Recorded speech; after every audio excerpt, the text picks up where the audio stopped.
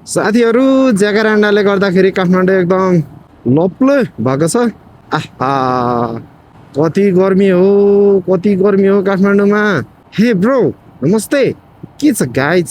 कतै पौडी खेल्न जाने हो कि के हो गाइज? होइन र भने यो गर्मी छल्नको एउटै उपाय छ, के हो भनेर भन्दा जिउ चुल्लो म पानीमा डुबाउने। त्यही उद्देश्य अनुरूप आज हामी जिउ पानीमा डुबाउन जाने सोचमा छौँ।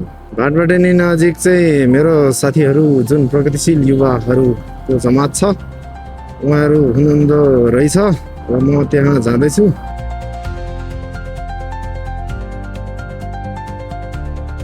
ल हाम्रो यात्रा चाहिँ सुरु भएको छ र साथीहरूले चाहिँ सिस्नेरी जाने निर्णय गर्नुभएको छ र अब हामी सिस्नेरी जान्छौँ अनि त्यहाँ मछली हुन्छौँ। मलाई चाहिँ मछली हुन आउँदैन, म चाहिँ जलगैँडा लिगको मान्छे हो। दिस इज एन्फा, एकदम खतम अर्गनाइजेसन। क्रिकेट कहाँ पुर्याइसक्यो, नेपाली फुटबल भने जहाँको त्यहीँ, इफ नट वर्स। सबैजनाले हेर्नु होला, एकदम ज्याकारान्डा सहितको ललितपुर। छुट्टी शब्द सुनते ही सब कुछ अचानक अच्छा लगने लगता है। This is gonna be the hottest year भने जस्तो 2026 is gonna be so hot. अब इन्डिया त्यस्तो हुँदैछ भन्ने तथ्याङ्कहरूले भनिरहेछ भने नेपालमा पनि त्यसको असर नहोला भन्न सकिन्न। हाम्रो हिमाल पग्ल्यो क्या, हाम्रो हिमाल पग्लिन्छ। अब हामी कार्बन ट्रेडबाट पनि खासै धेरै पैसा माग्न सक्दैनौँ। अस्तिको कोपमा पनि खासै ठुलो बार्गेन गरेर त आएनन् नेपालीहरूले। जम्बो टोली चाहिँ लिएर गए तर खासै केही उखाडेर चाहिँ आएनन्।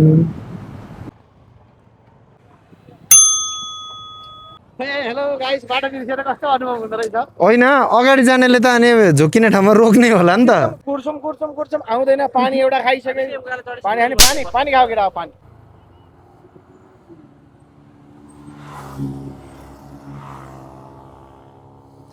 कहाँसम्म?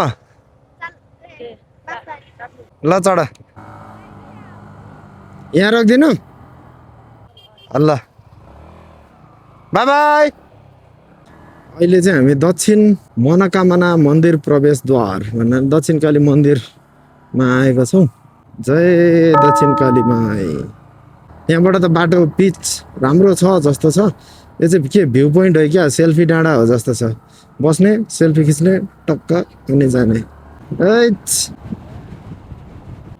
ओहो यहीँबाट अफरोड हो। ओहो धुलो धुलो धुलो धुलो धुलो धुलो। ओ धुलो त भइ नै हाल्छ।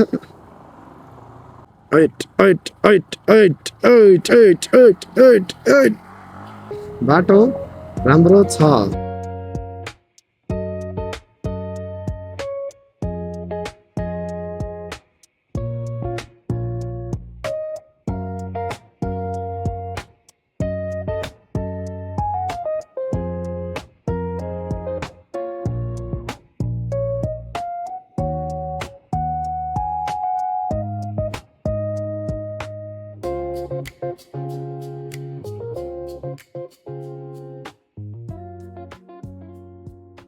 म गाउँको मान्छे, गाउँमा जन्मेर गाउँमा हुर्केर गाउँकै परिवेशमा ठुलो भएको मान्छे। मेरो घरबाट खोला 15 मिनटमा पुगिन्थ्यो कुद्दै जाने हो भने। ल अब यहाँ काठमाडौँ आइसके पछाडि त्यो जहाँ एउटा पौडी खेल्नलाई होइन, एउटा नेचुरल वाटर पुलको मजा लिनलाई म जानु परेको छ वहाँ सिस्नेरी। भनेपछि विडम्बना, दुःख। बागमती सफा भइदियो भए त हामी त्यहीँ पौडी खेलिहाल्थ्यौँ नि, कसले रोक्थ्यो र? सक्दैन नि फेरि। म चाहिँ खासै पौडी खेल्ने मान्छे चाहिँ होइन। 5 फुट 6 इन्चको छु, मेसीको हाइट क्या। म फेरि 4 फुटमा नि डुब्न सक्ने क्षमता भएको मान्छे हो। घुँडा टेक्दिन्छु, डुब्दिन्छु। कति भिड होला, यु क्यान जस्ट गेस क्या। ओहो बादल आयो, बादल आयो, बादल आयो। कस्तो राम्रो ठाउँ रहेछ, पारिलो ठाउँ। एयरपोर्ट बन्ने खालको ठाउँ रहेछ नि त त्यो त। Island with a flat top, plateau. पहिले त अफरोड छ यताउता छ भनेर भन्थे है, सबै राम्रै लाग्यो। ओखर डाँडा भन्ने ठाउँ आएछ। त्यो माथि चाहिँ अब सिस्नेरी 5 किलोमिटर भनेर लेखिरहेको थियो। कस्तो भला आदमी पाराले कुदाउनु भइरहेछ उहाँले। तेर्साउने बित्तिकै चाहिँ फेरि रन पारेर कुदायो भने चाहिँ अनि फेरि ओ नो हुन्छ।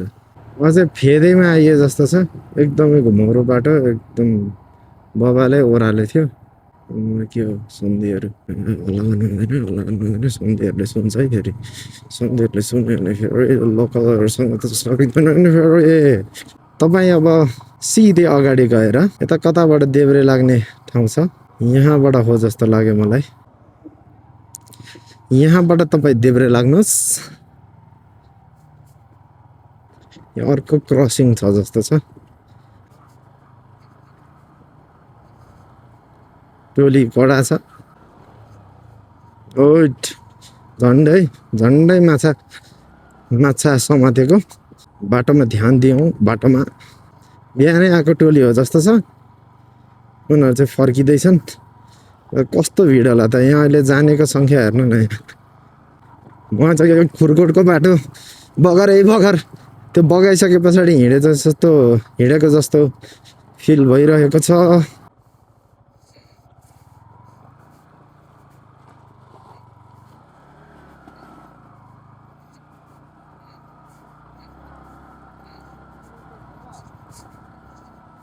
यतैतिर हो जस्तो लाग्यो अब चाहिँ आएको जस्तो मलाई महसुस भइरहेको छ मान्छेहरू हेत्तेरिका ए दादा रे दादा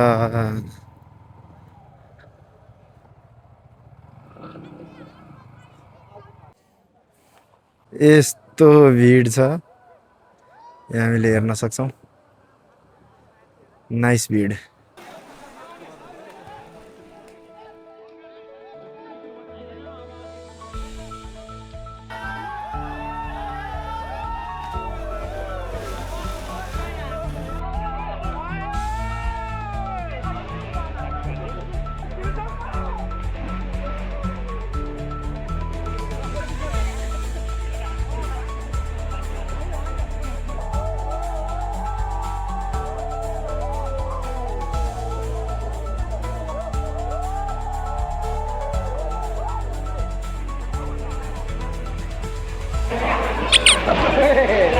त्यहाँ छेउमा त्यस्तै हुन्छ क्या